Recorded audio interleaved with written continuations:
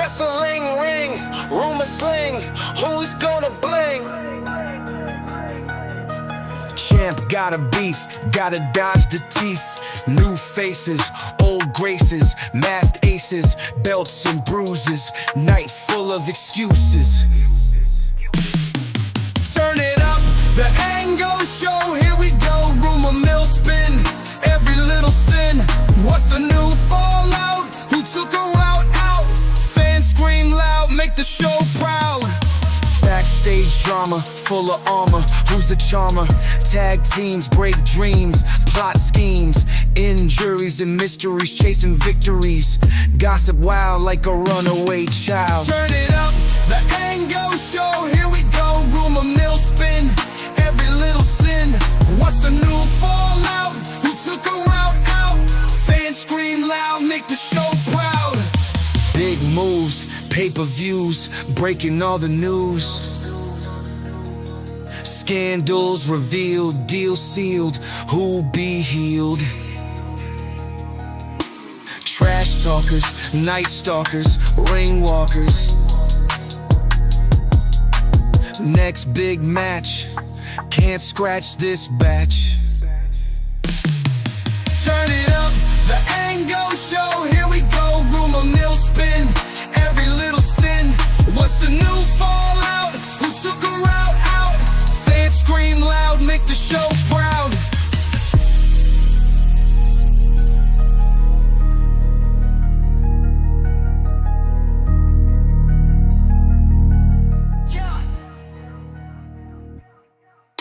And we are live. Ladies and gentlemen, welcome to the Ango Show. My name is Ango, and we are live. The post shows are back. We brought Billy back too. What up, what up, what up? Okay, hold on. I don't think they can hear you because I suck. It's all good. Oh, no. All right, now they can hear you. Ladies and gentlemen. They can hear me now. Monday Night Raw just concluded on, I was going to say USA Network. That's crazy because they've been, on talking Netflix. Netflix, like crazy. Raw on Netflix just concluded. Listen, I swear to God, I feel like these post shows are really insane when the chat goes off. So, For sure. So let's break it down really quick because we're going to talk about Raw. We're going to have a very healthy conversation, the things that we like, didn't like, that type of thing. But I need the chat to go off because we are going to engage with the chat. And of course, when we do these live streams, as you guys know, when you drop a super chat, it guarantees that your questions or comments get read on the stream.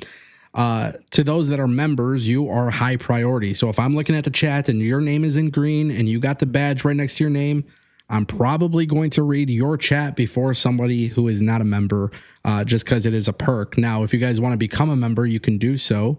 It starts at $1.99. We got a Discord that has VIP access. We're taking Discord very, very serious in 2025. There's a whole bunch of emotes and all this crazy stuff. But we are going to talk about Raw on Netflix. And of course, if you guys want your questions read, guaranteed, drop a super chat. It doesn't matter the amount. We will stop what we're doing and we'll address it. But also, if you drop a super chat that is $5 or more, it's going to activate something called TTS, which I fiddled with this a little bit during the afternoon streams. And essentially what that means is it's going to interrupt us. A robot is going to read your comment. And we'll see what works best. But I need the chat to go off because this was a historic episode of WWE Raw. Dude, for sure. What just like first impression? What was your first impression of it? I mean, if we're talking about just like what it looked like, wow, right? I think that's like the first thing to say is just wow. The wow factor was completely there. Sure. The one thing about this episode was that it was very much for the new viewer. Yeah. I noticed that. It was very much for the new viewer. Which ultimately, whether people want to be mad at it and want to say bad things about it, it wasn't for fans like us right away. Yeah. We're going to get our time to shine. They were in front of 80% of the world today, and they needed to show that. 100%. So ultimately, they did a phenomenal job with the production, presentation, everything. It was amazing. I mean, that's really like the big takeaway is You know, I hope some of these elements that they did tonight, like I pray that they keep doing it. We got the return of moving graphics. So Yes. WWE heard everybody loud and clear. The moving graphics are back. Just a couple things that they did being on Netflix that you might have not expected. So yes, the ring mat is black with the logos. So of course they have sponsorships and they're making that sponsorship money. The referees have a new shirt, black shirt.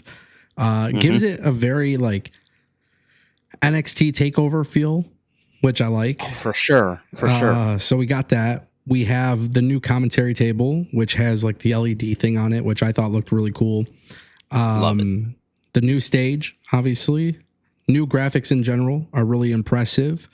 Netflix is no longer censoring, so that's pretty huge. I mean, a whole bunch of F-bombs from the I was about to say the fans were all over it. The fans were Can eating we it talk up. about- So Can we talk about Travis Scott?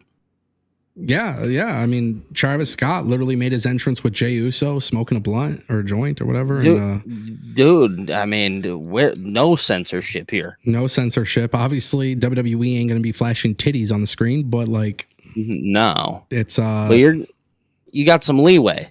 yeah, they're very much relaxed, which is cool. Yeah. What else? I feel like I'm forgetting something. Well, we had The Rock, obviously. We'll talk about the segments and stuff, but like from But you're talking about just in general from where we're coming from. yeah. The F-bomb is completely allowed in the crowd, so that's cool. I mean, production was just a next level thing. The I was about to drones- say, I don't think you're missing anything. Yeah. The drone shots, yes. The drone shots were really good. Just in general, though, this was, I mean, I think Billy kind of hit it on the head with this, guys. As far as like, this was for your lapsed fan. This was for your casual fan. Let me just kind of run down what they announced for next week. So today they aired a vignette for Penta. They officially revealed Penta is coming to Raw. Interestingly enough, in the graphic, it just says Penta. So I don't know if he's going to be Penta El Cero Miedo. Like, I don't know what they're going to do as far as name goes. But they did confirm that he's coming.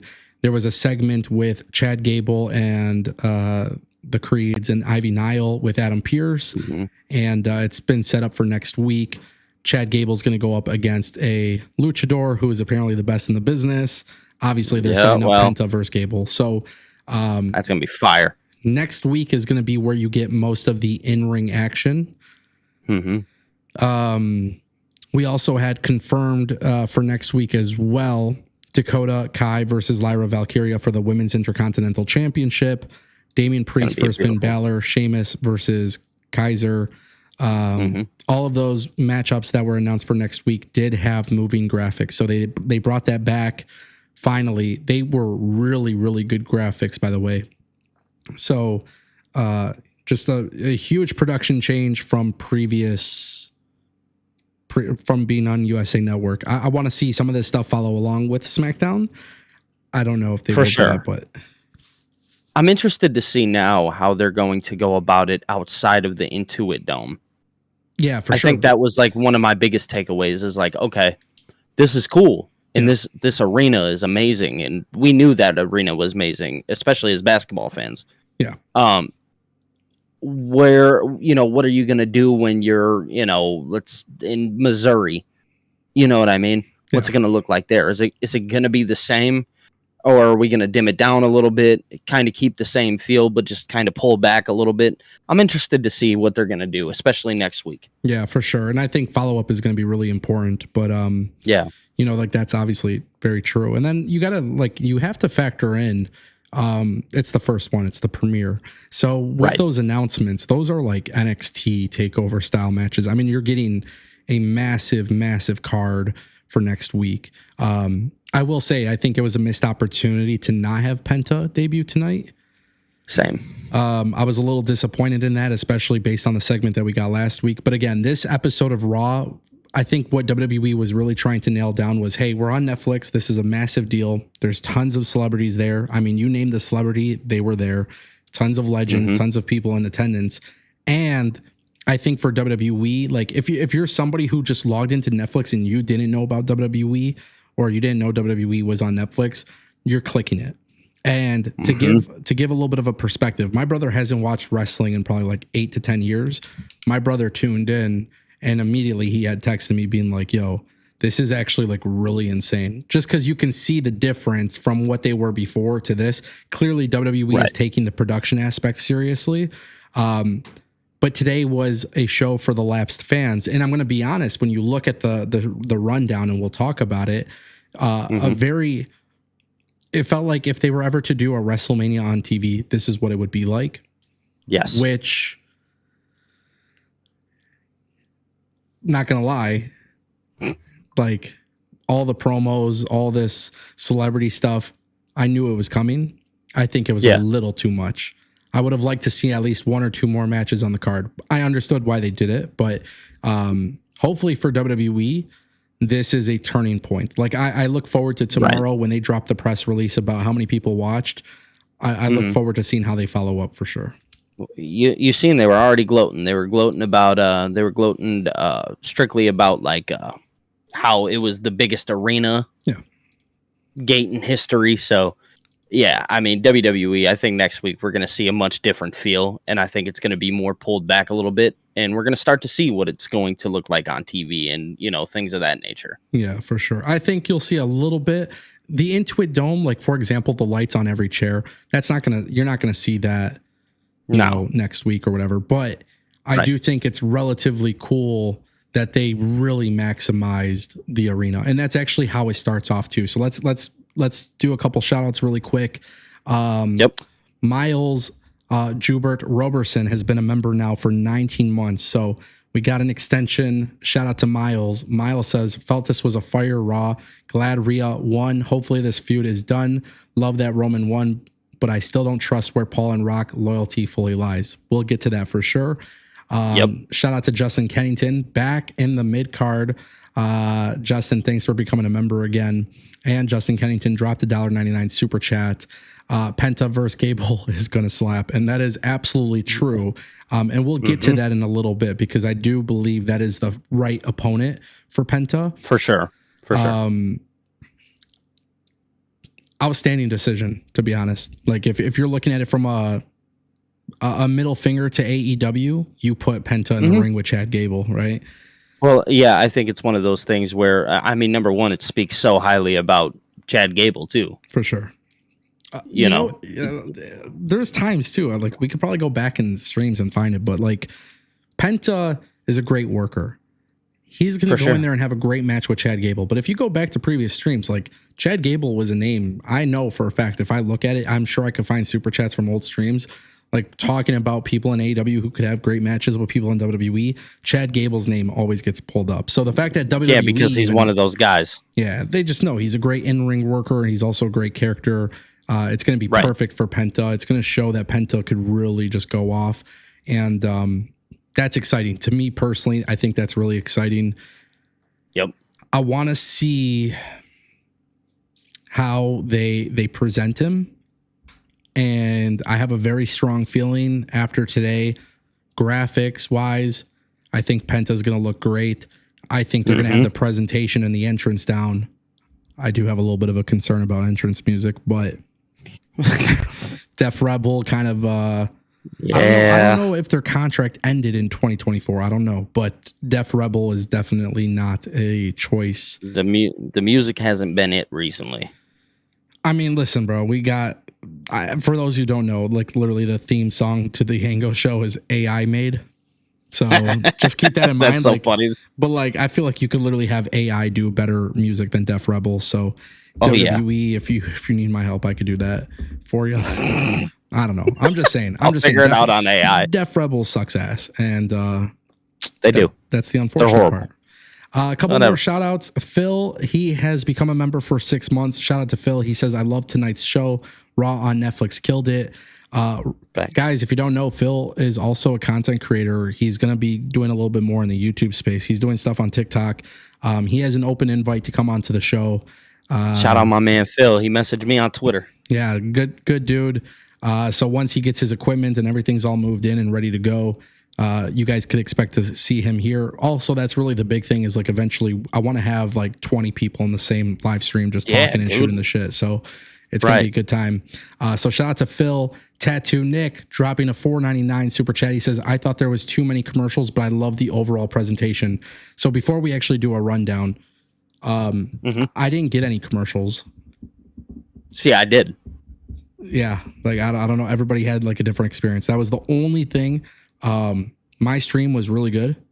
No streaming issues. My stream was great. Just a lot of commercials. So I wouldn't even say it didn't feel like a lot to me though. Yeah, it felt like a normal Raw. So I get Netflix through T-Mobile. Okay, so your phone carrier. I was just watching Squid Game 2 the other night, binge watched it, and I got a shit ton of ads on that. But for WWE Raw, I didn't get any commercials. That's so weird. Yeah, so I noticed that. I think like even looking on Twitter or whatever, like a lot of people did have commercials. For some reason, I didn't have any. So I was seeing like the interviews that they were doing with wrestlers. There was an interview with like Miz and Karrion Kross that was. See, I didn't see any of that. So I saw that, but on Twitter, people were saying that was during the commercial. So I don't know. That might not be a consistent experience for me. Next week, I'll follow up with you guys on that. But I don't have an ad-free version of Netflix unless T-Mobile changed something today. I've been using Netflix with ads, and like I said, just the other night, I was watching Squid Game 2. Which that left me a little pissed off. I don't even want to talk about that. But well, it sounds like you got lucky. I'm jealous. Yeah, I got kind of lucky with that, guys.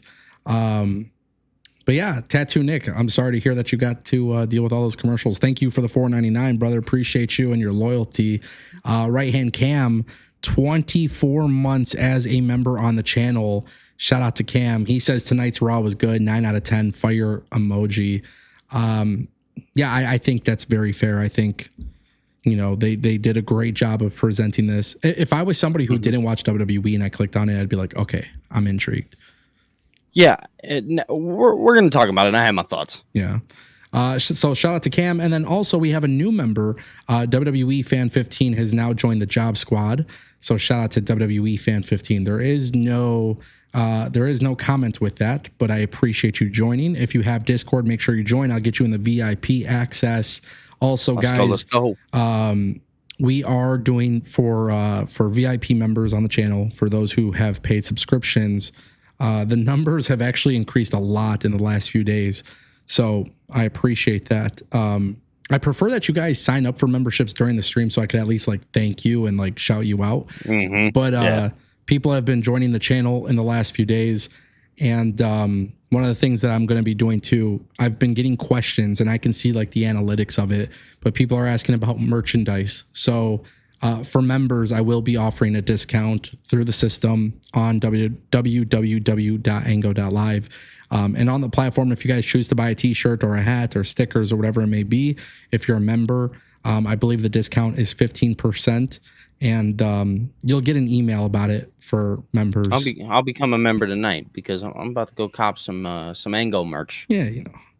Yeah, whatever. Might as well. I got you. So right, exactly. Who's it gonna hurt? Yeah. So shout out to WWE Fan 15. Thank you guys. That's enough shout outs for now. Let's talk about the show. The show opens up with this cold open. It's a video package, and again, we're talking about explaining what WWE is to those casual fans, the people who don't necessarily watch. What an amazing produced video package. What I thought was super cool, though, was in the Intuit Dome, they actually had like this tarp covering the ring. Yeah. And the fans were able to see the video package on there instead of like LCD screens or whatever, LED screens. So that was really dope. I thought that was really cool. The video package shows up. Next thing you know, Triple H is in the ring, welcoming everybody to the new era. Yeah. Out of the curtain was insane. What do you think of the Triple H promo? So I actually covered it on my TikTok. I'll tell you this, man. I think so. I seen it like floating around Twitter earlier, so you know we had a little early access to it. Yeah. But I think you kind of hit it, you know, right there. It's one of those things where if you're a casual fan and you needed to explain what a heel was, what a baby face was, you know, what a shoot was, what a work was. This was the best way to do it, because now people come in with a little bit more of an understanding to what WWE actually is, and you really got to see inside of what, like, it felt like to be a fan. Because what I tried to do while watching it was like step away from, you know, the mindset of like, oh, I'm a hardcore fan, I already know that they're talking about this, I already know what this is, I don't need to know this.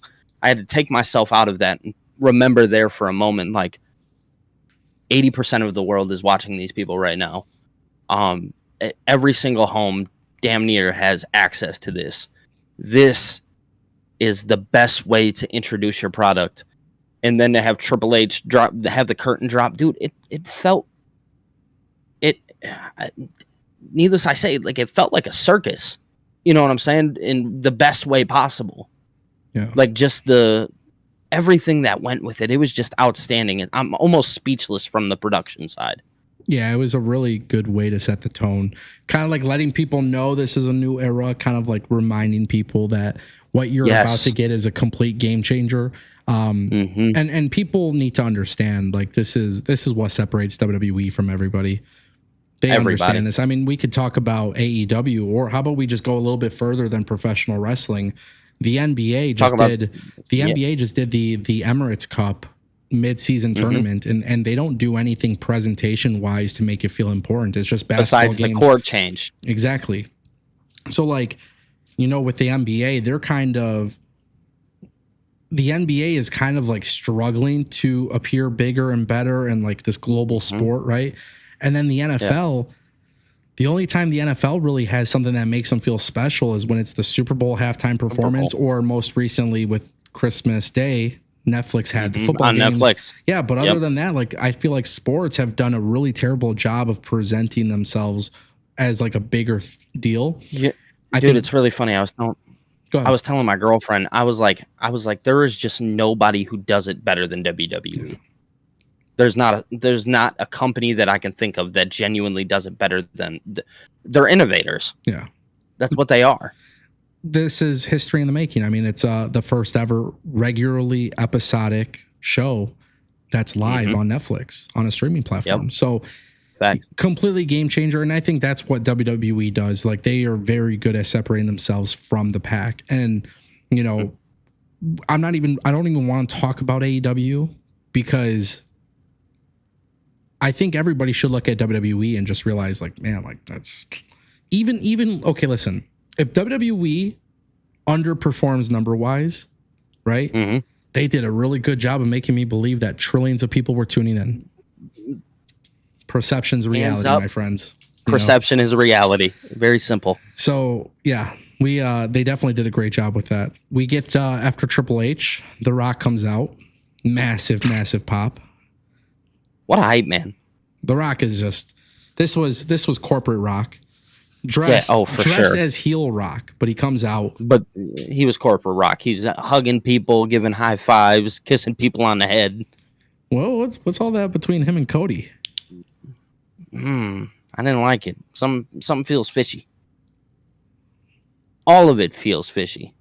It's almost like, yeah, Cody, we're friends. Like, something like that. So he goes, stabs him in the back. Yeah, you know what I'm saying? How's Mama Rhodes? This was interesting because The Rock basically disregarded his current feuds tonight. Yes, he did. And, you know, it was super interesting because I was sitting there, and the whole time, I'm not going to lie to you, I was thinking to myself, I was like, especially like with the Cody thing, I was like, oh, he's going to go like walk up to Cody, give him like a look or something like that. Yeah. Because I knew in the beginning, I knew he was coming out as corporate Rock, right? As a fan, I can recognize that. When we get into the first match, we could talk a little bit more about what I actually thought may happen. So let's do that. Let's get to the first match. Break it down, Billy. Roman Reigns, Solo Sikoa, Tribal Combat, second Tribal Combat match of all time, and Michael Cole did a phenomenal job at explaining each and every single person that was involved in this match. Yeah. I cannot lie about this. I think when it comes to picking commentary, who's your guy? Michael Cole's the guy. He he didn't insult anybody's intelligence who was a regular fan watching and has been consistently watching. So he explained who everybody was really well. He explained how Roman hadn't been pinned up until the match with Cody in so many days, and that's why this match was going to be super crazy, because if he got pinned, just et cetera, et cetera. But the tribal combat match takes place, and my word, dude, I'm not going to lie to you. I was super excited about this match, and it delivered more than I thought it was going to. Yeah. Because I knew that they were going to have shenanigans in this match. It was the tribal combat. We were there at the first one with Jey Uso and him. Yeah. So looking at this match, I was like, oh, there's for sure a lot of shenanigans. We know Jacob Fatu, Tama Tonga. We also know Sami Zayn and Jimmy Uso. We knew that these guys were all going to play a factor. What I didn't know was going to play a factor was Kevin Owens. Yeah. I genuinely did not. I did not see Kevin Owens interrupting this match, but when he stunned Roman Reigns, this is serious. I'm being super serious when I say this. This isn't just for YouTube. I genuinely thought Roman was going to lose there. It was double-sided. I did not know who was going to win this match, which I was a fan of, because I know me personally, I had made numerous videos on how Paul was going to turn on Roman, and the turn, I always predicted it would happen tonight. Yeah. Right? But again, we go back to what we talked about in the beginning of this show, was that this was for a casual fan. Yeah. And that was one thing that, as wrestling content creators, I think a lot of us missed out on, is that we missed that part where, oh, there's a lot of new fans coming. So we predict all these things to happen. Realistically, not much of it was actually going to happen. They were just going to continue to tell the stories, and we'll get to it later on. Yep. So we get The Rock at the end. So The Rock comes up. I want to interrupt you before you bring up The Rock. The one thing I did like was, for those who may have missed it, we had this situation where Cody comes out to make the save for Roman, and Cody gets Kevin Owens away. So the reason why I'm bringing this up, though, is they figured out a way to intertwine the storyline that's happening on SmackDown onto Raw, which is a good promotional tactic for them to promote SmackDown. But I just wanted to say, like, commentary actually matters, and Pat McAfee and Michael Cole have done a phenomenal job, especially with this match, setting the tone, as you kind of said, with explaining Roman. Phil even mentioned it. This is the first singles match since WrestleMania for Roman, since he lost to Cody. And Michael, I'm pretty sure he said that too, didn't he? So this is like, they did a really good job of thoroughly explaining it. There was a missed opportunity to have that big moment, that big turn, that big whatever it may be. However, WWE did not book this show for us, right? WWE is keeping some stuff in their back pocket. And I think maybe the reason is they already have the attention on this show. They need to keep people hooked. And I think they will deliver that moment at another time. And maybe they save that for SmackDown being 3 hours. Or Roman is set to return. It does get confirmed that he'll be back, I think, January 27th. 27th. Yep. So maybe they'll save it for another period of time. But I do feel like they missed that. Now you can continue with The Rock. So The Rock, he comes. First, I want to talk about the shot. So Roman wins the match. Roman ends up ultimately winning. He gets handed or not, by this time he hadn't yet. But there was a shot. And it's like Roman, like, he's like looking this way, and he's just got like his head down, and like in his peripheral, you see The Rock just standing there. No music, no nothing. He's just standing there. If you can, and maybe you didn't watch the show and you're just tuning in here, go back, watch the show, because I'm here to tell you that shot, I don't know what it was about it. I was just mind blown by this shot. Maybe it's because I like cameras and stuff like that, but I was just intrigued by that. So we get that shot. Super chatted $9.99. Go ahead. I see thought it. Roman would lose because I felt it was going to be too easy to give Roman back the Ula Fala first try, but this makes sense, especially after the stare down and hand in hand by Rock and Roman. Okay, so for those who missed it, Phil dropped a $9.99 super chat. He says, I thought Roman would lose because I felt it was going to be too easy to give Roman back the Ula Fala first try, but this makes sense, especially after the stare down and hand by Rock and Roman. So let's just tie that to what you're saying. The camera angle, There was a specific camera angle, and if I was able to screenshot it at the time, which I will actually, just so you guys know, I will start including screenshots of key moments on these shows moving forward into the stream. I wasn't able to do it for this one. However, there was a moment, I know what you're talking about with the camera angle.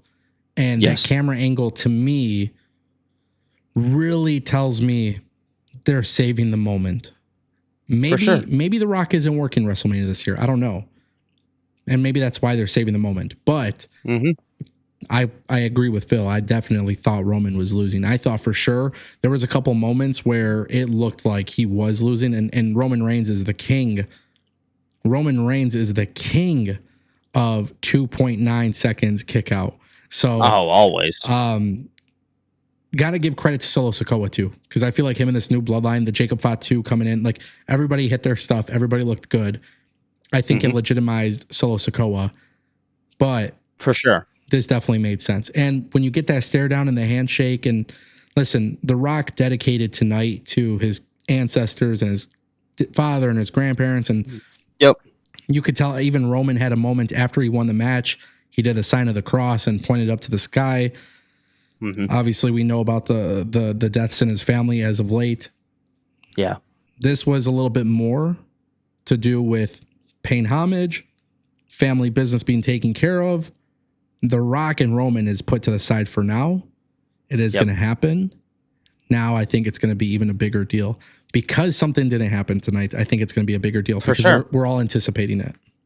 And for me, I was like, oh, he'll probably maybe talk about how he's going to enter the Royal Rumble and things like that. It doesn't look like we're going to have the year of Roman and Rock this year, at least right now. I'm just going to be honest. It doesn't feel that way after what happened, what took place tonight. Yeah. Genuinely, I am okay with that. I'm not mad at that. I think that opens up a lot of slots for WrestleMania, and that's a whole different topic that we can get to later down the line. Yep. But when it comes down to it, this moment, it felt special in the ring. It told a story. Again, I think Paul Heyman does such a good job at just standing outside in the apron and just making these faces. Yeah. While The Rock and Roman were, giving each other the little stare down and stuff like that. And if you noticed one thing, I can't remember, but I don't think The Rock put his ones up. I don't think I saw it either. I don't believe I seen that. So that kind of tells you, okay, The Rock has fallen back a little bit, especially if you look at the reason why Solo left Roman, you can almost tell the same story with The Rock. You were doing ultimately so good, and you were the tribal chief, and then you lost. And I think with Roman, you almost have to let him continue to fall down a little bit. He got the Ulafala back and stuff like that, and that was against Solo. But he has more stories that have to be obtained before we reach The Rock again. Yeah, it's almost like just a restarting factor. Yeah, there's more to the story. That's what I'll say. Shout out to Phil for the $9.99 super chat. Guys, remember, super chats are guaranteed answered on the stream. And as a reminder, do not forget, because it's so important to remember, if you are a member, you are guaranteed priority in the chat. So for example, I wanted to take a look. Todd Crow agreed with us. He's a member of the channel, and he says WWE booked this show for new viewers. So I want to say, even though my complaint is that maybe they missed that key moment, maybe it was a missed opportunity to really get people going. The idea wasn't to sell The Rock as a heel. The idea was to sell The Rock as a spokesperson leading this company in this new revolution, right? And so The Rock. I get it, right? I understand why they would do that. It's a very smart business decision. However, I do hate the fact that they kind of put storytelling on pause for a minute for that to happen. So yeah, for sure. I understand it. I don't really accept it or approve of it, but I understand as a hardcore watcher. Yeah, I didn't approve of it. Well, it's just like for so long, we haven't seen him since Bad Blood. So you don't see this guy since Bad Blood, and you're like, okay, cool, that moment's going to happen. It didn't happen. And not even just with The Rock, but we didn't even get a moment with Paul Heyman, which I thought was very interesting. Because there's been a lot of that. So Also, Darth Bane, he's a member on the channel. He says, does Solo get booted out of the bloodline for losing? And I actually want to address this because this was something I was thinking about. Yeah. And I definitely want to address this. So let's talk about it. For those who missed it, Darth Bane, he's one of the members in the chat. He says, does Solo get booted out of the bloodline for losing? So, Billy, I'm going to answer this really quick, and then you can kind of respond. Tell me you agree, disagree. But I actually do believe Solo Sikoa is going to be booted. I actually made a video on More Ango a while ago that Jacob Fatu will be the next tribal chief, for this new bloodline. I actually think this is going to expedite the process. I think Solo Sikoa as a leader, he's in a very interesting spot because he should be winning. However, ever since that moment where he took it upon himself to say Jacob Fatu cannot have that championship opportunity against Cody on SmackDown, Solo told him to stand back. When he did that, that was the key ingredient to this recipe that they're cooking, right? That was the seed being planted. And I do believe they will get to the point where Solo Sikoa gets booted. I think this was the second key moment in which WWE has basically told us, hey, something's going to happen here. So now, really quick, just yes or no. Do you agree with that or disagree? So I will agree. Okay, really quick, before you explain, I'm going to have you explain, but just give me a second.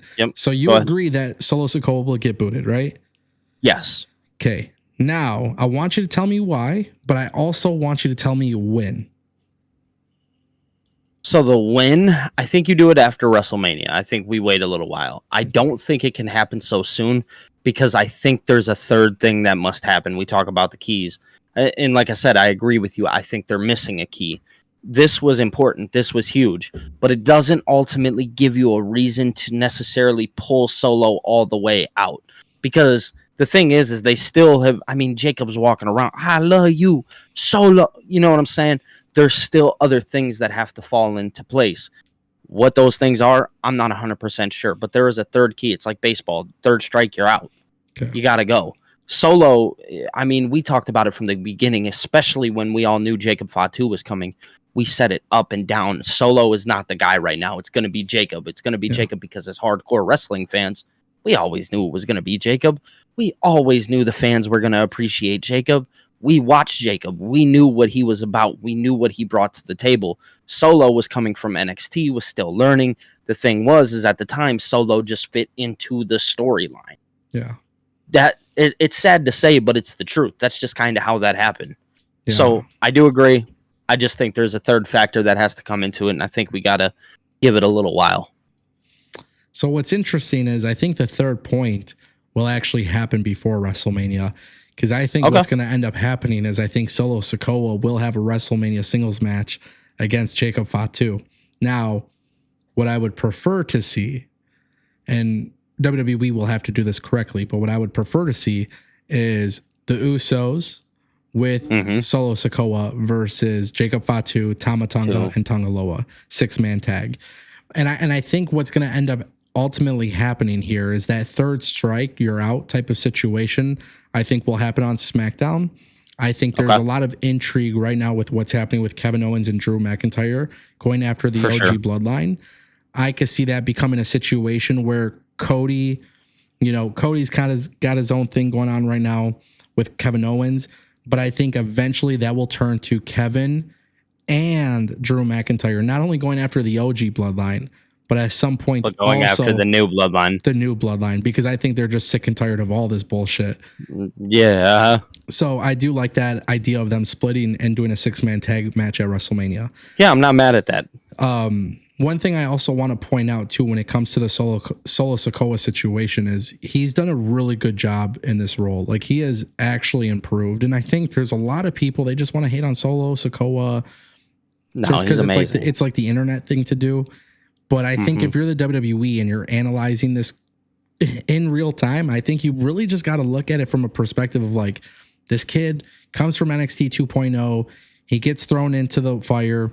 And at first, it's a little bit of a struggle. Eventually, he comes into his own. This guy could do some really cool stuff if he is a babyface with the Usos. Oh, for sure. But also at the same time, too, WWE's got to be careful because if you have Solo and the Usos lose to Jacob Fatu and Tama Tonga and Tonga Loa, you could kind of hurt Jacob Fatu in the process. So, right. I'm intrigued by it. I'm intrigued. Me too. But I do think, unfortunately, the tribal chief, the bloodline, it's coming to an end. I don't think so. I think the whole bloodline situation within itself, I think when you talk about Kevin and Drew, I think ultimately they are sick of it. And I do think that maybe not so soon, you know what I'm saying? But it looks like there's an ending for what WWE looks like without the bloodline eventually. I think they're going to try to hold on to that forever. I don't think the bloodline stuff ever dies. I think even when people think it's done, I don't think it will be done. I think there's going to be a time where WWE is really just going to try to hold on to it for a while. And it kind of goes back to this whole thing with Reigns and Paul Heyman and The Rock, right? They could have used an opportunity tonight to lay that next layer to the story, and they didn't. And they didn't. And they're prolonging it. And I think WWE, you know, we call this the Triple H era, but in a way, the Bloodline era should kind of be the name to a certain extent because it birthed the Cody Rhodes ultimate win.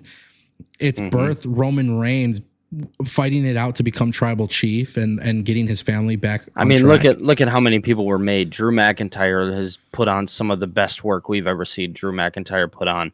Kevin Owens, it turned back into the Kevin Owens that we all loved in the beginning. Yeah. You know what I mean? Sami Zayn became one of the most popular figures because of Roman Reigns. Like, there's so many things to take out of this. Jey Uso becoming his self, you know, like there's so many things to take away from the bloodline and how important Roman himself has just been, you know, like so many people have been made. Amazing stuff. So many people have benefited from Roman losing the championship in particular. But one thing I would suggest too, and I listen, you know, maybe this is where it gets NWO shitty booking, but I wouldn't mind Roman finding a way to just unite the bloodline all together. Like, I wouldn't mind it. Like, new bloodline and old bloodline. And do what? Listen, Roman's a part-time guy. You know what I'm saying? He's not going to be there full time. So in my mind, the way I kind of look at it is Roman brings both bloodlines together. Jey Uso doesn't want any part of it because he's main event Jey Uso. He's going to do his solo thing. And I think Roman's just basically going to have this huge group where Roman doesn't have to be on TV all the time. They don't even necessarily have to be heel or babyface. They're just a group that exists and everybody's affiliated with each other. Like, I could see that being the thing too, you know? It sounds a little out of reach and it sounds a little crazy, but they're definitely trying to keep it going. Super chatted $5 for sure. If Jacob turns on Solo and the rest of the bloodline, is this the time to bring in Zilla Fatu or does he side with Roman? So Matt's Tube of You says in a $5 super chat, if Jacob turns on Solo and the rest of the bloodline, is this time to bring in Zilla Fatu or does he side with Roman? So this is hard, right? Because I'm literally talking about Roman just uniting everybody, right? And creating a super group. Obviously, I wouldn't prefer that. I would prefer that everything kind of comes to an end. But clearly, WWE has a lot of success coming in from the bloodline. So if they bring in Zilla Fatu, which I'm going to be honest with you guys, I don't think they're going to bring him in. They haven't given him a WWE ID contract. They haven't brought him into NXT. They haven't done anything with Zilla Fatu. I think they're going to give him an ID contract at the very least. They haven't so far. And he's one of the more notable names in the indies. And honestly, he should. Well, I also think it's his reckless style. Not to say like he's a reckless wrestler, but I think he has a very gritty wrestling style that maybe might not fit the WWE the way like somebody like Jacob Fatu they obviously seen something in. Now we know that Jacob and Zilla have put on great matches in the indies, or maybe it's just as simple as they don't think he's prepared enough yet. What I would say is instead of bringing in Zilla Fatu, if we're going to have this other bloodline, have Jacob Fatu run the bloodline with Tama Tonga, Tonga Loa, and bring in Hikuleo. Yeah, I was just about to say that. Yep. Yeah. Hikuleo's in NXT. He hasn't debuted on NXT, but we know that he's in NXT. And you can bring him in, let him do stuff. I mean, dude, that bloodline is so big. it runs so deep. I mean, bro, they got so many brothers and cousins. Rikishi, I know. He's planted his seed so many times where this bloodline thing could go until 2050. Dog, this man won't stop. So that's the way I'm looking at it. Give it up, bro. We'll see. But shout out to Matt's Tube of You for the $5 super chat. Great questions in the chat, guys. Definitely curious to see what happens. And we'll try to be patient, but eventually it's going to run its course. So hopefully they don't lose us. There was another super chat that we missed from WWE Fan 15. It was $2 super chat. He says Lyra or Dakota Kai for the women's IC title. Quickly, Billy, what is your thoughts on that? Dakota Kai. I think I said it on one of the streams last week. Yeah, I think it's Lyra Valkyria. I think they want a baby face, and I think they're going to go back to Lyra versus Becky Lynch. So we'll see. We'll see what happens. Okay. Thank you, WWE Fan, for the $2 super chat. We got another super chat for $4.99 from Tattoo Nick. He says, I would love a united bloodline. I think that would be an amazing faction and a long-term storyline. Yeah, honestly, I wouldn't be opposed to it. And I think Mike actually put a really good comment in the chat. He said, so basically a family that gets along and doesn't, but are still family. Yeah. Yeah. It's a family. I'm not saying they all got to interfere in the same match. I'm not saying they got to all be like heels and shit, but just like, you know, they're just letting it be known. They're affiliated. Rick Corral super chatted $5. Did you notice Brock Lesnar's name was mentioned? If not tonight, when do we, Becky? Charlotte? Rick Corral is dropping a $5 super chat as well. Did you notice Brock Lesnar's name was mentioned? If not tonight, when do we get Becky and Charlotte? So, Rick, thank you for the super chat. Brock Lesnar's name is going to get mentioned. Brock Lesnar's not going to be on TV. They have no plans for it. Things could obviously change, but as of right now, I've been told that Brock Lesnar is not going to be on WWE TV. Right.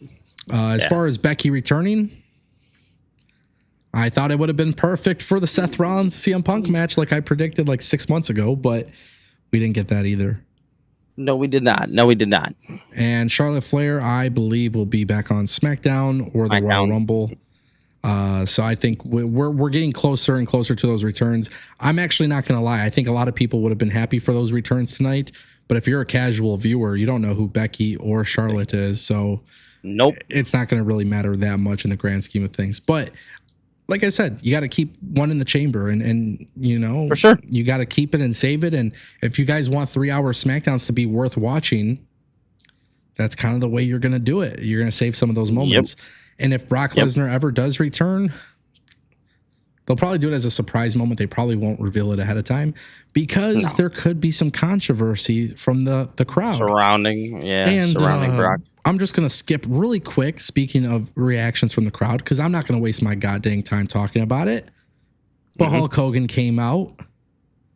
17,000 people booed the hell out of Hulk Hogan. Booed the hell out of that man. So WWE clearly tone deaf.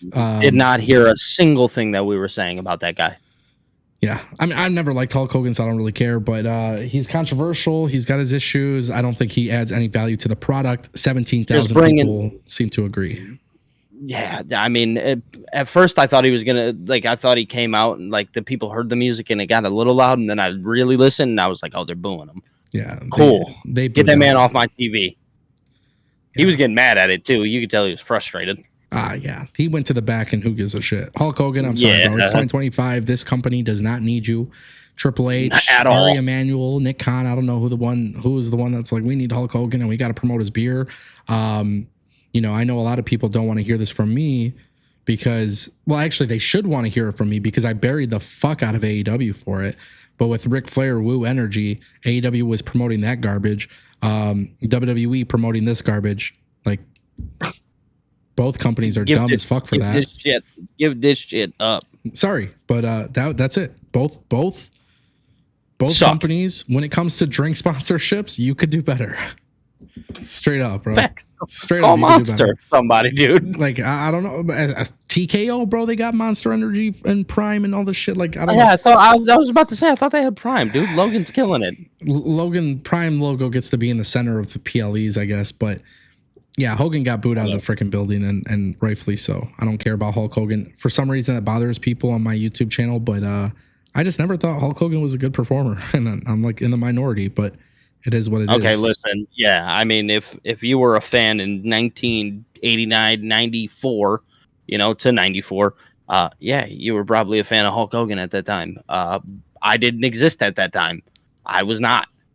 Yeah. Never have been. I wasn't very fond of just, a leg drop finishing somebody. Yeah.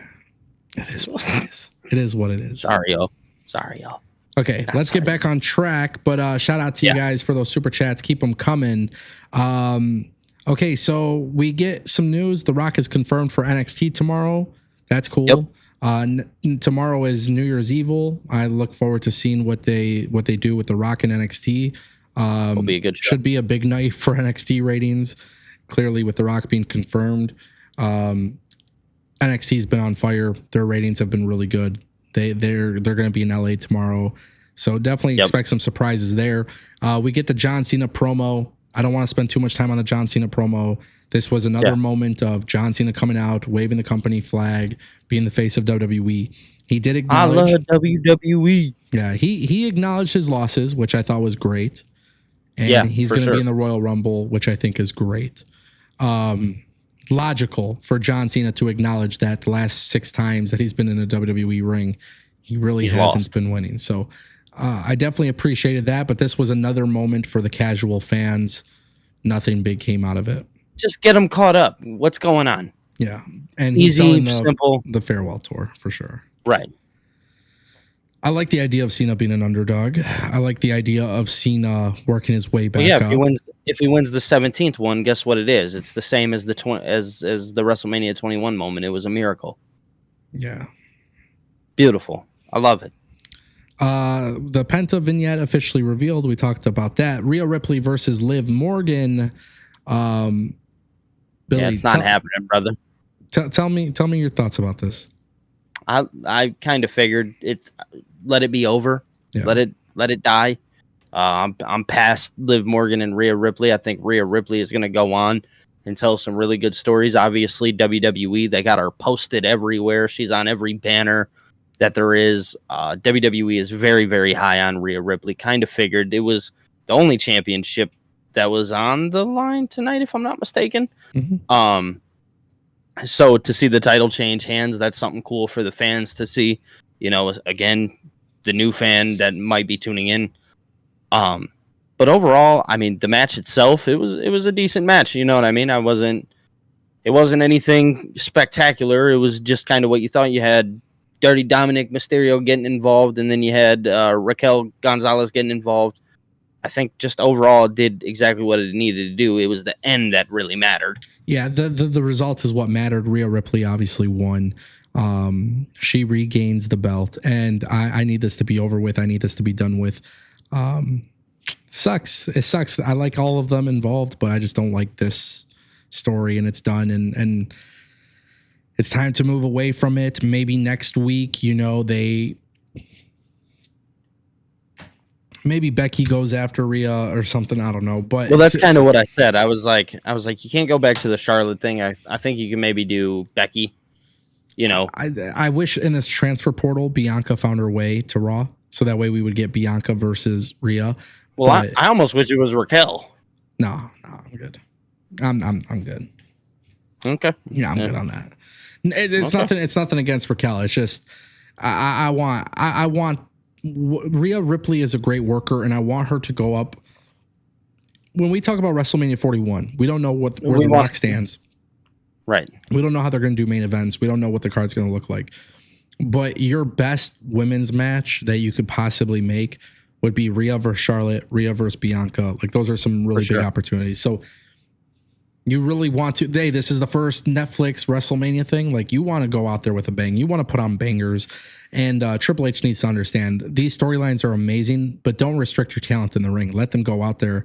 Yep. Let them throw these bangers, because when you take off those shackles and you let people really go out there, dude, some of these lapsed fans that might be tuning in would be like, damn, that was fucking great.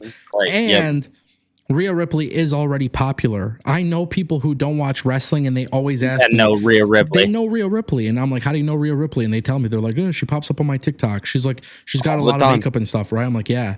And they're like, oh, bro, that was a sick clip. And it's like, okay then, right? Mm-hmm.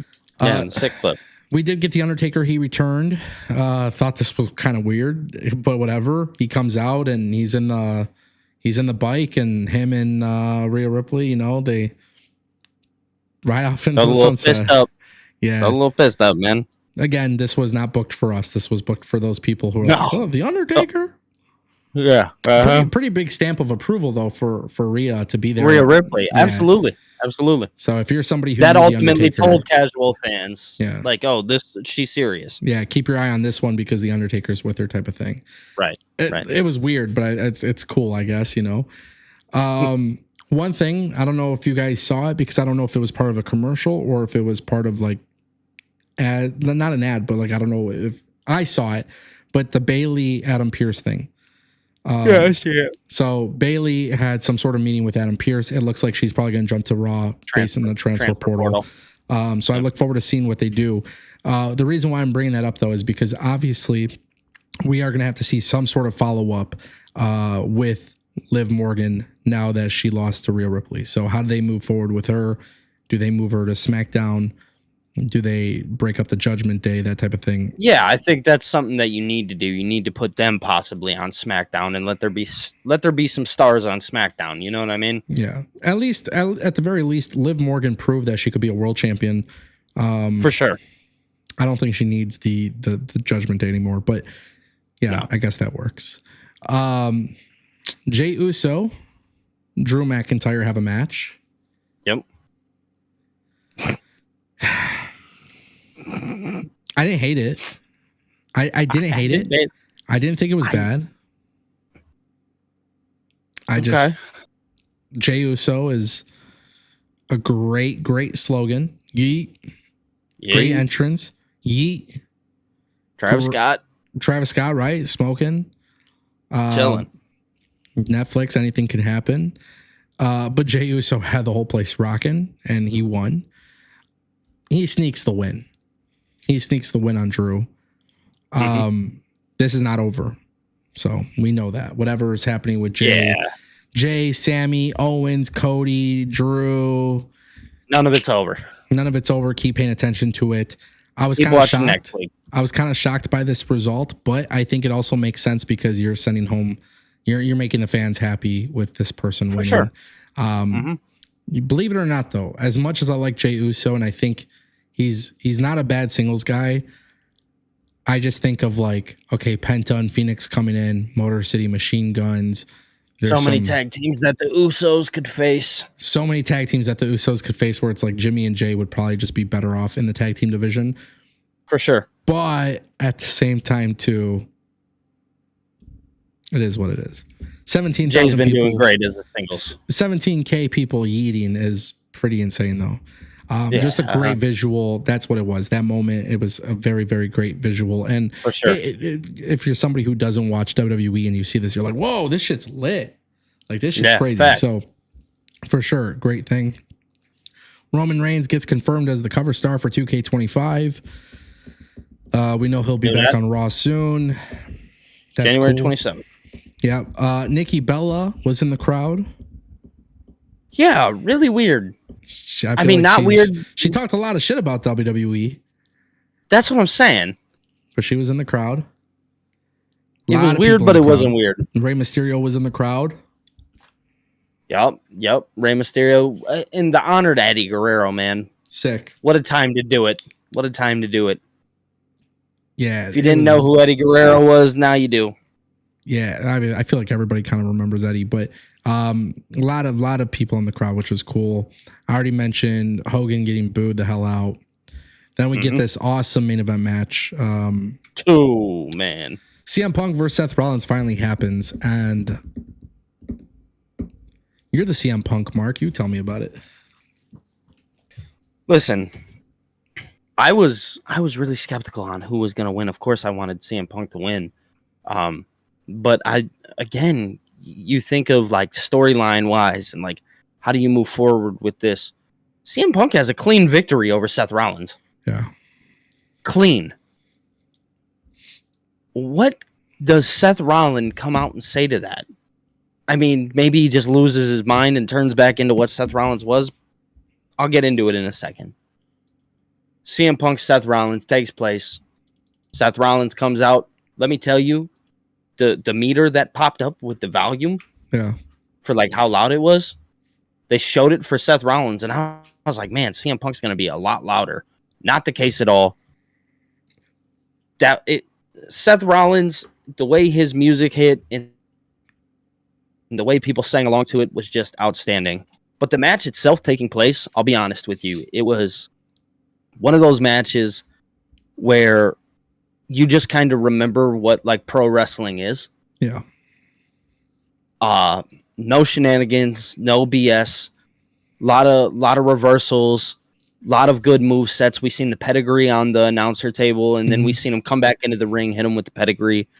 Then, just them hitting each other with each other's finishing move. Seth hit him with the go to sleep, and then he hits him with the curb stomp, and they're kicking out at 2. And you just remember the emotion of pro wrestling. When you talk about storytelling inside of a ring, this is what we talk about. Just the feel of like, okay, yeah, I know they hate each other. Now they're kicking out of moves. Everything is lining up the way that it should. So I want to say it was Seth Rollins had hit CM Punk with the curb stomp, and he did it right by the ropes. And I had said to my girlfriend, I said, he's going to roll him over that way, and he's going to try and pin him, and CM Punk's going to put his foot on the rope. That's exactly what happened. Yeah. CM Punk puts his foot on the rope. And I don't know what it was. You could tell like CM Punk was so tired. Like he just looked exhausted. Yeah. But the way this man carries through matches, I don't care what nobody says. You can hate him. You can love him. But the way, even at his age right now, the way he's just still going and still making it happen is absolutely outstanding. He got superplexed. He ends up lifting Seth Rollins into the GTS. Hits him with one. Goes and grabs him. He's struggling on his knee. Gets him up, deadlifts him for another one. Ultimately, 1, 2, 3, dead center of the ring. CM Punk. That's your final vision from Raw on Netflix. Obviously, letting you know that CM Punk is a very serious player here in the WWE. Yeah, and I think this was. This continues the trend of every match had the babyface win. Mm-hmm. But it's weird because I feel like I liked the match and I thought it was a good match. I feel like maybe I just desired a little bit more from it. Oh, of course. But you can't give the whole cookie.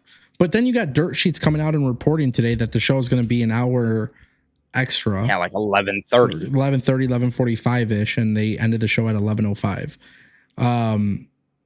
So for me personally, I have a problem with that because, I can't blame WWE because the Dirt Sheets got it wrong. But I figured by the time we got to the main event, it was like 10:40-ish, roughly, maybe 10:30 something, 10:40. It was a short match. It was a relatively short match, and I thought when they were coming out at that time, I'm like, okay, there's going to be that big moment. Maybe it is Becky turning heel with Rollins, and maybe that sets up AJ Lee coming in or something. I don't know. Obviously, fantasy booking type shit, but like, I felt like I was desiring a little bit more because it ended relatively fast compared to what I was expecting. Now, with that being said, this part is probably the most important aspect of it all. And Billy, you can kind of react to it and tell me what you think. But I do think that they're not done with Seth and Punk. I think they are going to do a trilogy between Seth and Punk. And I think it's actually going to lead to Punk being a world champion. Yeah. What do you think about that? Absolutely. Punk has to it has to be this year. He has to main event. I think last year you kind of were able to like push your way through it because you had the Drew and Seth thing. But I think this year, super chatted $9.99. Yeah. I thought Rollins would win and turn heel. I felt like that was a missed opportunity. This isn't over as I see a trilogy with it ending at WM41. Maybe Punk versus Gunther at Rumble and Rollins costs Punk. So Phil says, I thought Rollins would win. It's a $9.99 super chat. I thought Rollins would win and turn heel. I felt like that was a missed opportunity. This isn't over as I see a trilogy with it ending at WrestleMania 40. Maybe Punk versus Gunther at Rumble and Rollins costs Punk. So what I actually want to say is this was exactly what I was going to say.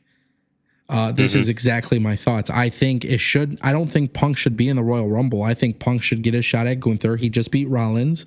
And I think Gunther needing Punk would be perfect, because what you can do, and if you really, really want to end night one of WrestleMania in a big way, this is the time you do it. You do Punk versus Gunther versus Seth Rollins, triple threat main event for the World Heavyweight Championship. And CM Punk could pin Seth Rollins to win the match. And that way Gunther doesn't take the pinfall. So it guarantees that his title reign ends in a safe way. And I think for CM Punk, if he were to pin Seth Rollins, you are like, you could do so much with it. He beat Seth before. Seth screws him at Royal Rumble. They have another match at Elimination Chamber, singles match. And, you know, whatever it may be, maybe Gunther gets involved or whatever, but you use that as the opportunity to set up a triple threat between them at Royal Rumble. I think that would be the way to do it. Yeah, I'm not opposed to that. I do think that eventually we are going to see CM Punk with the World Heavyweight Championship. I think it's just a matter of time.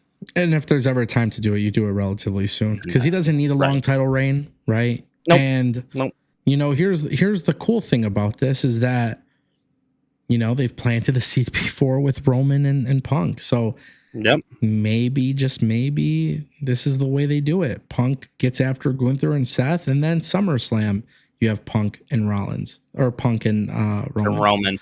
Like, not everything has to be saved for WrestleMania, bro, but Punk wants a main event at WrestleMania. And the cool thing is, if you really want to do right by your fans, you want to give them what they want. People want a CM Punk main event. Okay, well, you have something there with Rollins, and then you put something there with Gunther. Fuck, there's a lot of unpredictability. And if you really, really want to change it up, have a fourth member of the Raw roster be in that match.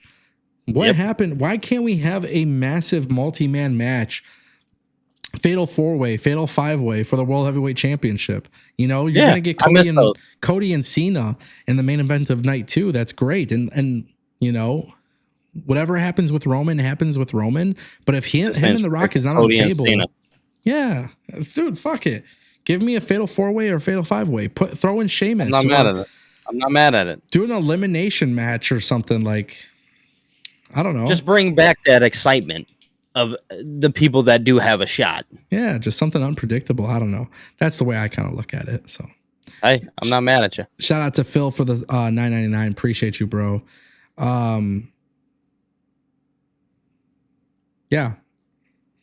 Overall, man, that show, I mean, again, if you're a casual viewer, I think it really just falls and stems back to that. If you're a casual viewer, then this was the show for you. Welcome back. We missed you. Yeah. You know what I'm saying? That's what that felt like. And I'm going to say something really quick, guys. We are 2 super chats away from our super chat goal for the day. So if you guys want to help us reach the goal before we conclude the stream, that would be great. You don't have to, but if you want to, we appreciate it. There is something I do want to talk about something. Yeah. So basically, the biggest problem that I actually had with this episode, right? We just talked for over an hour, some really good things. We talked about the missed opportunities, but really the biggest problem that I had with Raw on Netflix was the simple fact that WWE treated this like a massive deal, but they didn't deliver us massive moments. And we understand why. This was not for us. This was not to give us crazy, shocking heel turns. This was basically a way to celebrate WWE's historical change, game changer of a decision, you know, by being on Netflix and everything. But the biggest problem that I actually have is not even the shocking moments. It's the fact that WWE played it very safe. And I feel like sometimes the best content is when you don't play it safe. I remember the first time it was reported that Vince McMahon was not going to be booking WWE Raw, and we turn on to WWE Raw, and Triple H, you know, has the show starting off in chaos, right? It was like, whoa, what the hell is this? Like, we never expected this, right? So I feel like WWE, in a way, while I understand what they did, for people that do watch the WWE product, I think they could have done a little bit more to also cater to us. And I understand that WWE has become such a big mainstream global success. And that they don't have to. That they don't have to. But, you know, you're not censoring the crowd. You change the way Raw looks. You're treating this like such a big deal. But at the same time, too, you didn't give me something that necessarily hooked me for next week. However, let me explain that. They gave me 4 announcements: Dakota versus Lyra Valkyria, Priest versus Baylor, Sheamus versus Kaiser, Gable versus Penta. And those 4 matches are exciting and worthy matches for next week on Raw. I'm excited about that. But tonight should have been the night where they said, we're going to give you those promos. We're going to give you all this cool stuff. But let us show you what we can do when we put on a badass card where people could go out there and wrestle. And tonight, there was far more promos and celebrity appearances. There was so much of that.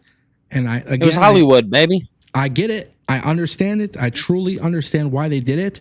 But the biggest problem of this debut episode was that they didn't do enough selling of what their product actually is. They did enough of selling us how cool WWE is and how fantastic their brand is, but they didn't necessarily sell me on the fact that, I mean, bro, like, let's not get it twisted. You have perfect example of this. Jey Uso and Drew McIntyre has their singles match. Wasn't that long of a match. It wasn't the greatest match possible, but you got the amazing entrance, right? You could have done something with it to just leave people wanting more for next week. You didn't do anything with The Rock. Cliffhangers. You didn't give us a cliffhanger. Even with Punk beating Rollins, you didn't give us a cliffhanger.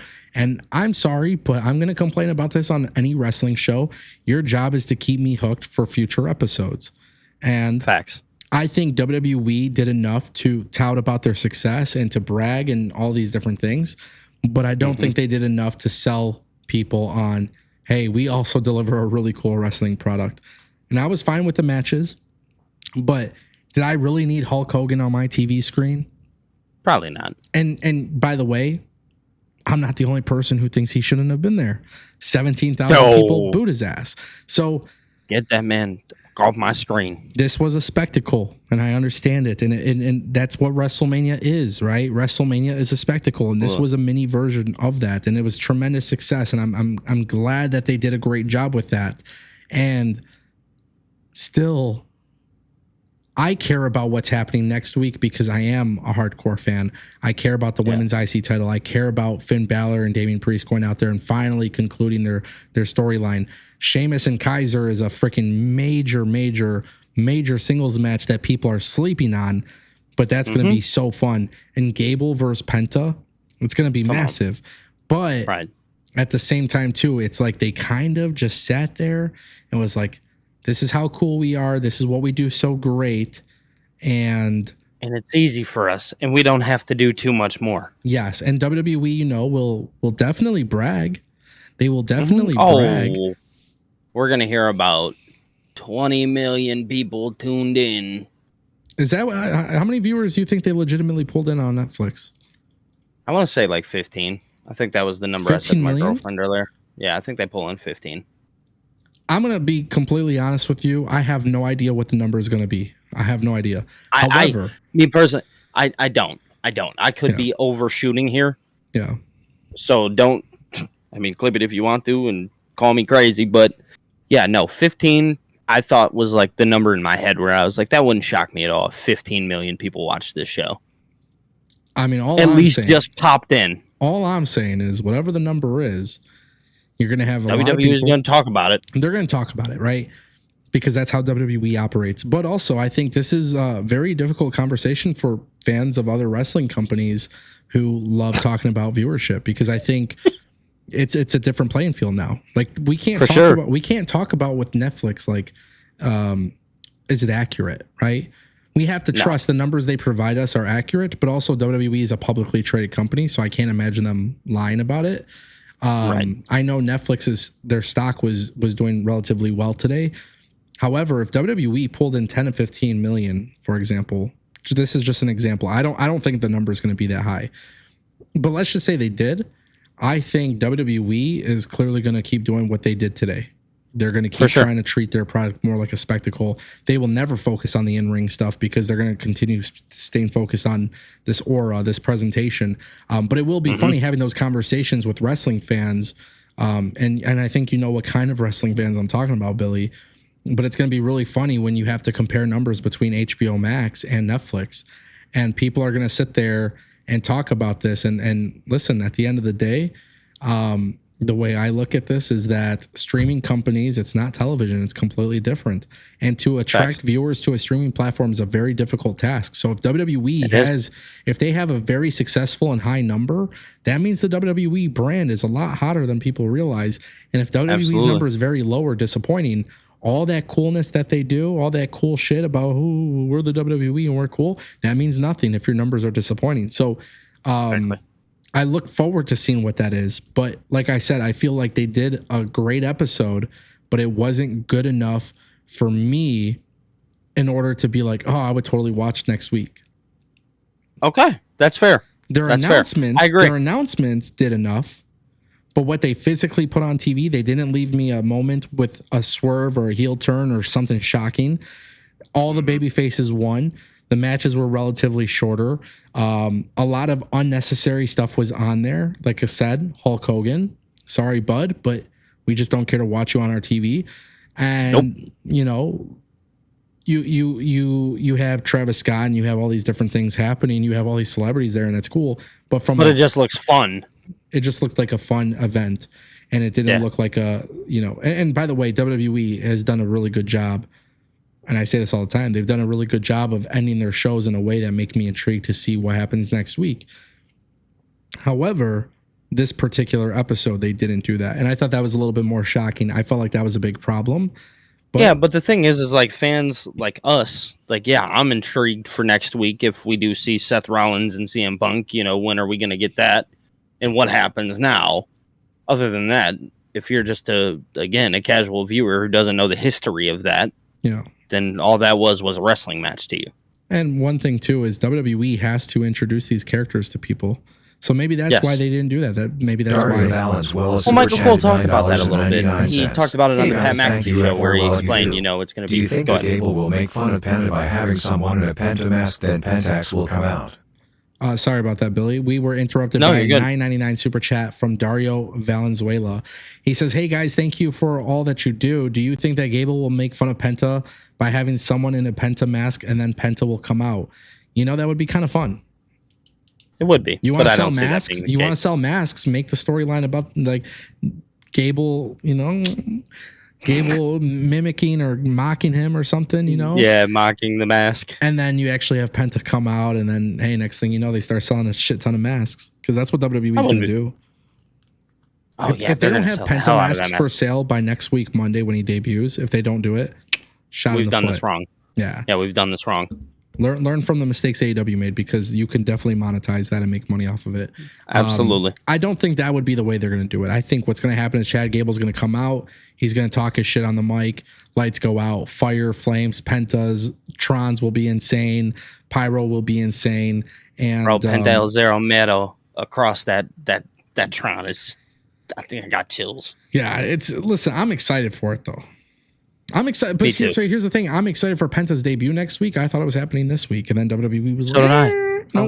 No, sorry, pal. Wait, and I'm like, what? Again, WWE has always talked about how they're always thinking about the next week. They're always thinking about the next thing.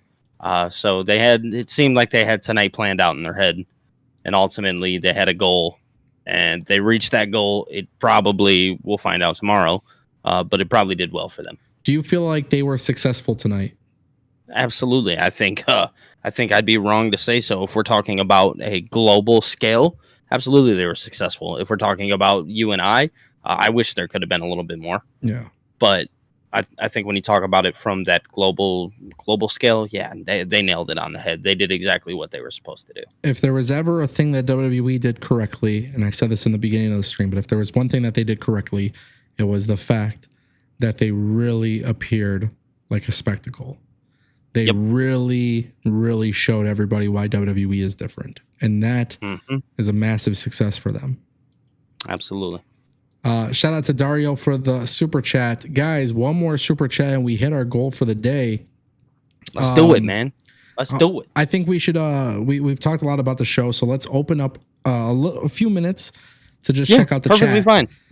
Yeah. So if there's any super chats coming in, let us get to that before we end the stream. I'm going to take a look at what some of the members of the channel are saying. And let's see. Todd Crow says, Ango, answer Shark Attack. Okay, let's see. Where's Shark Attack? Ango, can you explain WWE to me? I haven't watched Raw in years and this just isn't it. The storytelling could be good, but the matches are kind of mid. I'm trying to get back into it, but I don't get the hype. So I'll answer this first, and then Billy, you could kind of say, I think you and I will say the same thing because we agree on this. Yeah. WWE is not about in-ring wrestling. They'll never be about in-ring wrestling. If you get good in-ring wrestling from WWE, consider that a treat.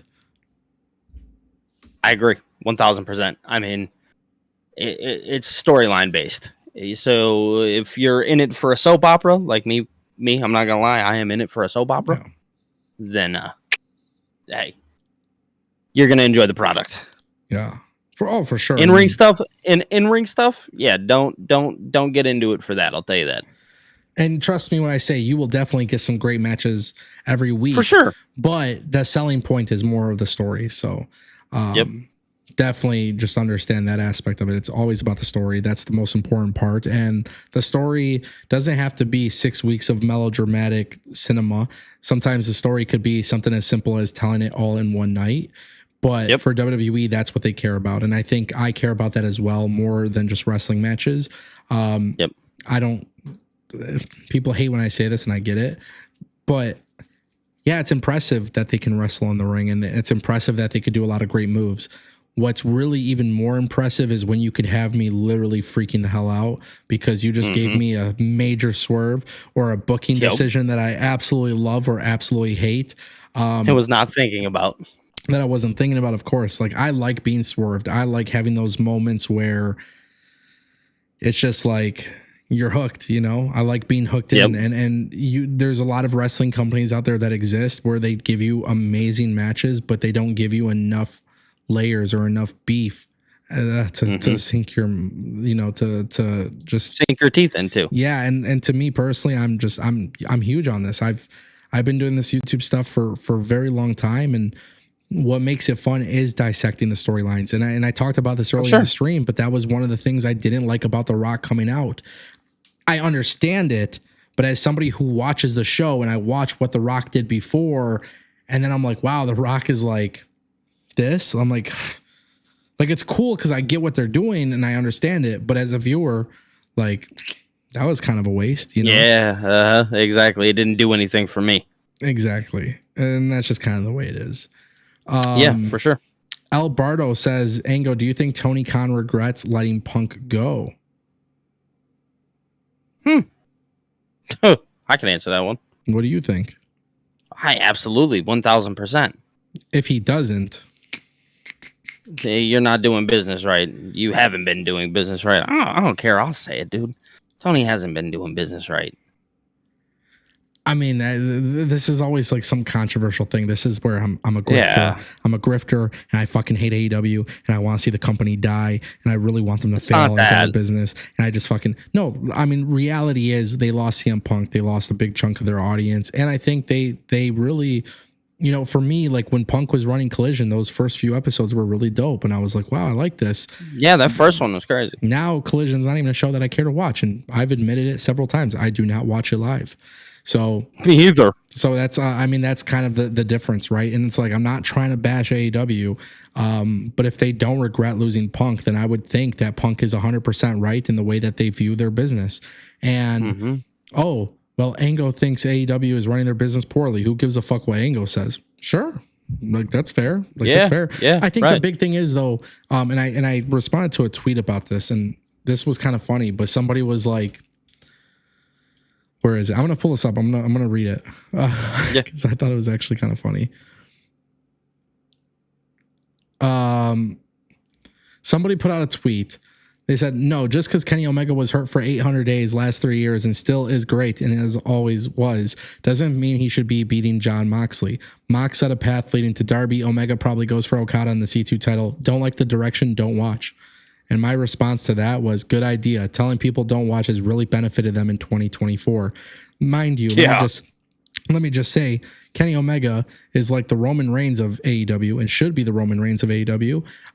But let's go ahead and put Darby Allin in that position to carry the belt over him at a time where the numbers are extremely low. So no, you slap that thing on Kenny Omega and you run with that. You run with it, right? Because if you have one of these kind of guys, like it's important, right? And like that's the thing that's massive. And listen, like I think it's really important. You watch a product, and at the end of the day, you tell me don't watch. You're alienating me because you want to gatekeep what you think is good. But if I criticize something or don't think it's good, you're telling me don't watch. Man, yeah, don't tell me that. Especially AEW right now. Brother, I literally just spent an hour talking with you about how WWE did not book the show for us. And I was like, yeah, it's good. But like they could have done a lot more, right? But I understand why they did it. It was because they're trying to show people an opportunity to get back into WWE. AEW doesn't do that. So they're just booking a show that just doesn't pertain to me, and that's fine. I probably won't watch. And the thing is, the reality is, if I stop watching, I'm not the only one. So that is something to definitely pay attention to. Phil said in the chat, I like being wrong for pro wrestling. It allows the fandom to continue to grow. We all forget to be pro wrestling fans. So when you're wrong and they do something really cool, it makes for a better experience. Yep. Just Humble 85 says, so we're not going to discuss Punk wearing the brawl in jacket. Which is true. I did peep that the triple, what was it, the triple X on the back. A big fuck you to AEW after that. You know he did that on purpose. Sure. Yeah, no, I definitely I don't know. Punk looked great tonight, man. I'm not gonna lie to you. Punk looked great. Loved it. Yeah, me too. You can hate on him, you can say whatever you want.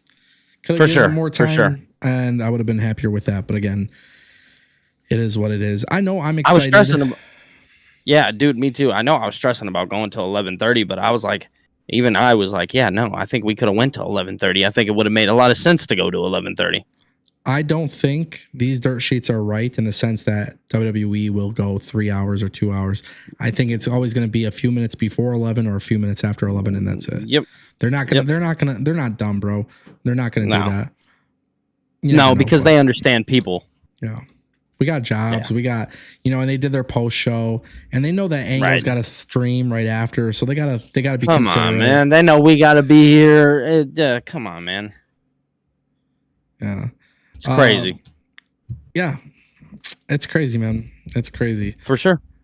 We didn't hit our super chat goal. We were one super chat away from hitting our goal. It's okay. I know somebody wants to drop one. It's okay. It's not a big deal, guys. Either way, the post shows are coming back as long as you guys are engaged. You guys did a really good job in the chat. Just a couple things I want to read before we call it a day. Ashu Punjabi says Darby Allin is a Seth Rollins of AEW. I would say Darby Allin is not the Seth Rollins of AEW. Darby Allin is the Darby Allin of AEW. Yeah, I think Darby has his own identity. For sure. I also don't think he's a draw for AEW in a sense, but I think he is. Nope. I would definitely have him be part of this, like a focal point of the company. I just want to make him world champion. Yeah, I think if you market him, Darby Allin's one of those people that you can market towards kids. Yeah, for sure. I don't know how he feels about that. Skateboards and everything. Yeah. Face paint. I mean, it's yeah. Wump Donkey 24/7 says WWE killed it tonight. Production was out of this world. Matches were great. The promos, interviews were great, and everyone looked fantastic. Yeah, for sure. They definitely looked good. That's what WWE is good with. They are amazing when it comes to production and stuff. I agree. Tattoo Nick showing some love. We hit our super chat goal. $1.99. Please stop the AI. If I hit my super chat goal every day for a week, I will never use an AI theme song again. I don't know. To be honest with you, I just thought it was a little fun. It's kind of cool. I got to hear. There were a couple of versions that I got to hear. So really interesting. Brandon Thurston just came out and says Levesque on viewership tonight in non-specific terms. Early numbers are very strong, and Netflix executives are very pleased. Shocker. So we'll see. Triple H did like a press conference or something. He was happy that Jey Uso didn't hit the joint. What the hell? Oh, Tattoo Nick. Hold on. Tattoo Nick says not the music, the super chat AI. It's not AI. It's TTS, text to speech. I thought you were talking about the music. Yeah, no. Some people don't like the text to speech. The text to speech thing though is very cool because it makes us stop whatever we're talking about and directly focuses on you as the viewer. Right. So that's why I put it for $5 or more. Because it literally whatever we're doing, and like you are. Sometimes what happens when super chats are less than $5, you don't like they don't pop up, right? Or it takes a second to show. But when it shows the text to speech and it generates, like it automatically cuts me off. That's the only reason why I do it. Yeah. But yeah, I got you, Tattoo Nick. We'll see. We'll see. Maybe we could come to a compromise. We'll see. It's funny. That's funny, dude. Yeah, just overall, it was cool.